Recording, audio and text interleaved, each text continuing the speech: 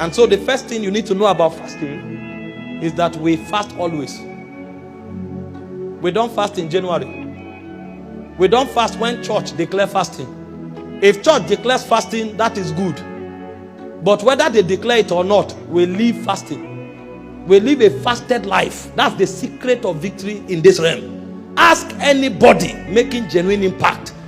You can make impression and people will look at you and assume things are happening. Time will reveal that that thing is fake. If what you are doing is genuine, you must put fasting at the foundation. If it is not there, it will fail. Because Jesus himself told us that fasting is a compulsory part of our syllabus. In Matthew chapter 6 verse 16 to 17, he said, when thou fastest. And that when is numerous. Because when he was teaching this, he was teaching it with prayer. When thou prayest. And when they asked him about prayer, he said, man shall not live by bread alone, but by every word that proceeds from the mouth of God. And when he was praying, he said, give us this day our daily bread.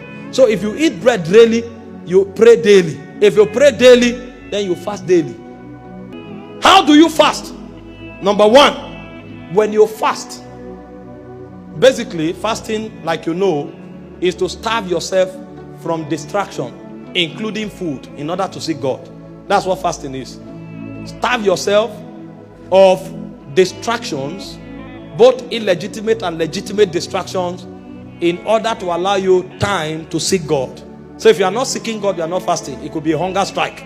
Are we together?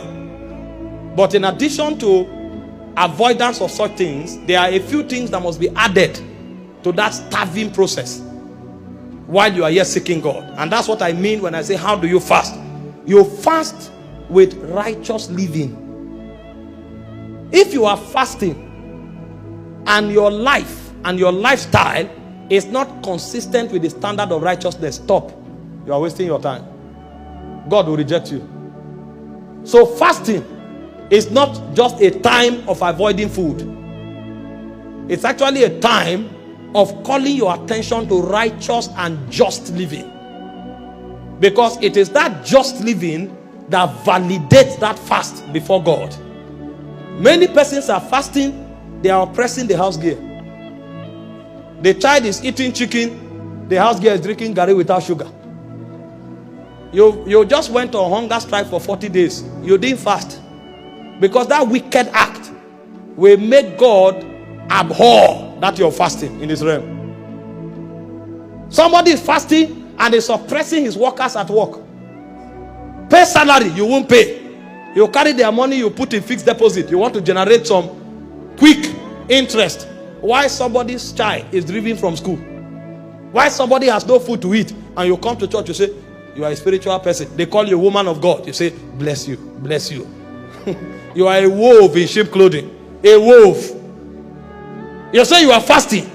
Somebody is laboring, trying to make progress in life, and you are doing everything possible to stop that person. That is not fasting. Don't kill yourself. This is why many people have ulcer. Because the power of God does not come, the presence of God does not come to shield them. If you go hungry for a long time, it can kill you. The reason that hunger does not affect your system is because the presence of God comes to shield you. Why do you think Moses was able to stay without food and water for 40 days? It was because of the intensity of the presence of God. And so if you don't fast correctly, that excess hunger will trigger a negative reaction that will destroy you.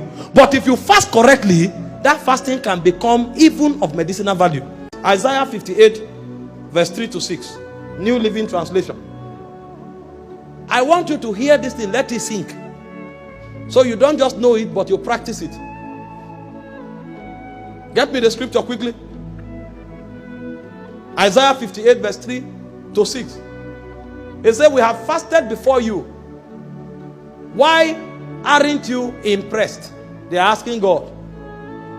We thought you say you love fasting. We have fasted. Why are you not impressed? We have been very hard on ourselves. Have you found some people who fast? They want to literally kill themselves. Because they think God is impressed when their lips become dry like rock. If there's no righteousness, God won't see it. They say we have not just fasted, we were hard on ourselves. And he said, you don't even notice it. And God answered, I will tell you why. It's because you are fasting to please yourself. How can you be hungry to please yourself? When the Spirit is talking, sometimes it's difficult to understand. How can you be hard on yourself to please yourself? What kind of pleasing yourself is that? I thought when you want to please yourself, you look for a succulent environment that can create some form of massage and relaxation. How can you be hard on yourself and you say it's pleasing yourself? But it's the Spirit talking. It says even while you fast, you keep oppressing your workers. So that fasting is wrong. You are fasting and you are oppressing your workers. Go to the next verse. It says, what good is fasting when you keep on fighting and quarreling? It said this kind of fasting will never get you anywhere with me. If it's me you are trying to journey with, you have wasted your time. You will not go anywhere with me. Go next. It says you humble yourself by going through the motion of penance. And I wish I had time to tell you about penance. What these people do when they are fasting. Some people will go barefooted and climb a mountain. Their whole leg will be full of blister. They are doing penance. Some is on their knee. And they will even be reciting some things on their knees, and they will climb a mountain. The whole knee will be torn with blood. And then they hope God will see it and say, my daughter, I have seen the way you've humbled yourself. That is not the God of heaven. God actually acknowledged that they humbled themselves. He said you humbled yourselves by going through the motion of penance, bowing your heads like reeds bending in the wind. He said you dress in burlap and cover yourself with ashes. That is the reputation. So they did everything right. He says, is this what you call fasting? Is it by pouring ashes on yourself? Is it by penance? Is it by humbling yourself? That's God talking. He said, do you really think this will please the Lord? Now go to the next verse. I'm showing you how to fast. Some people think fasting is just about avoiding food. And then they'll come and say, I didn't eat for the first 14 days. The next 7 days, I drank only water. And then the last day, I didn't eat anything. God bless you. But God is not counting that yet until this is gotten. He said, no, this is the kind of fasting I want. He said, free those who are wrongly in prison. Lighten the burdens of those who work for you. He said, let the oppressed go free. Remove the chains that bind people. You can't claim you are fasting. You are pulling somebody down. You are destroying somebody. He said to subvert a man in his cause, the Lord approveth not. So if you don't want to waste your time, better eat healthy. Don't have kwashiorkor until you have done the right thing. How do you fast? You fast with prayers. Somebody is fasting, he is watching, he gathers all the seasonal movies. Thank God it's a week of fasting. He's looking for what to do to cover time. Because after he prayed the third time, it was 10:40 a.m. And he's supposed to go up to 3 o'clock. Meanwhile, 12 is like Mount Everest. And so in order to journey to the top of the mountain without knowing, he is now substituting another distraction with the distraction he took away in form of food. He will now go and gather prison break. He watched season 1 to season 3, the first 2 days of the fast. The next 4 days, he goes to season 12. And then he will say, we just cancelled 14 days. Where? Are you going to Mount Zion or you are going to Hollywood? This is why people have ulcer fasting. Because they are not praying, they are not studying. In the New Testament, almost every time the word fasting is used, prayer is added. I just quoted for you Matthew 17:21. This kind goeth not but by what? Prayer and fasting. When Jesus was teaching about fasting in Matthew 6, prayer was also taught there. You can't separate fasting from prayer. Because when a man fasts, he is trying to seek the face of God. And so the fasting separates him from worldly distraction. It is the prayer that carries him to the God realm. God does not move because you fast. You are the one who moves. And so if you separate yourself from food and you don't move in the direction of God through prayer, any other thing you do at that time, the impact will be stronger, because at that time your spirit is sensitive. If you watch a movie at that time, a demon of lust can enter you, because your antenna is sharp. The moment you start fasting and mortifying the flesh, you will notice that spiritual sensitivity begins to increase. And so it is foolishness to fast without praying, because when your antenna is sensitive, that's when you want to receive feedback. And so the second way to fast is to fast with prayer.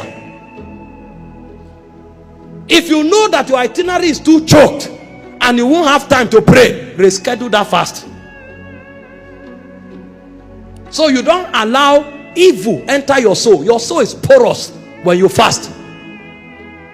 The reason you pray when you fast is because you want God to saturate you. If you don't give God time of prayer, something else can saturate you easily. And so fasting must be done with prayer. If there's no prayer, it's not fasting. It's hunger strike. And I can tell you, many people go on 40 days fast. All of the prayer they pray put together is not up to 3 hours. In a 40 days fasting, 40 days, they counted days, but they never struck chords in the spirit. And they come back and say they fasted for 40 days. No, you didn't. And so fasting must be done with prayer. When Jesus went to the wilderness to fast, in Matthew chapter 4, the Bible said he prayed and fasted for 40 days and 40 nights. Jesus didn't fast for 40 days. Jesus prayed and fasted for 40 days and 40 nights. That's how it's done. Believers are marking time and not the spirit. And they say they are fasting. This is why you can't come out with the benefits of fasting. If you don't fast correctly, the guarantee of having benefit is not there. You can only receive the benefit of fasting when you fast correctly. Are we together? The third way to fast is to fast with genuine repentance. Jonah chapter 3 verse 5. When Jonah went with the message to Nineveh, the Bible said they tore their clothes, they poured ashes on their heads, and everybody from the king to all the citizens and the beasts in the land, he said they began to fast and to repent. He says, so the people of Nineveh believed God and proclaimed a fast and put on sackcloth, from the greatest of them even to the least of them, and they turned to the Lord. If a man is not repenting, he is not yet fasting, because fasting will provoke genuine repentance. This is why we encourage fasting. And if you want to fast correctly, you must fast with justice, you must fast with prayer, and you must fast with repentance. If you begin to fast like this, then there are benefits.